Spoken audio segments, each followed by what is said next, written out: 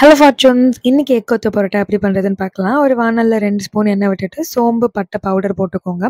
அது கூடவே 2 வெங்காயம் நீட் வாக்கில் கட் பண்ணி வச்சது.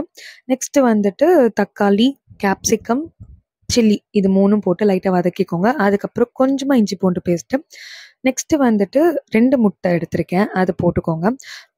முட்டைக்கும் காய்க்கும் தேவையான சால்ட்டு, பெப்பர், சில்லி பவுடர் இது மட்டும் போட்டுட்டு லைட்டாக முட்டையை ஸ்கிராம்பிள் பண்ணி விட்டுக்கோங்க. அடுத்ததான் நம்ம குட்டி குட்டியாக கட் பண்ணி வச்சுருக்க பரோட்டா, அந்த பரோட்டாவை இதில் ஆட் பண்ணிக்கோங்க. ஆட் பண்ணிவிட்டு நல்லா ஒரு மிக்ஸ் கொடுத்துட்டு உங்களுக்கு தேவையான சால்னா, லைக் உங்களுக்கு காரம் எவ்வளோ பிடிக்குமோ, உங்களுக்கு எவ்வளோ சாஃப்டாக இருந்தால் பிடிக்குமோ அந்த அளவுக்கு வந்துட்டு பரோட்டாவோட சால்னா அதில் ஊற்றிக்கோங்க.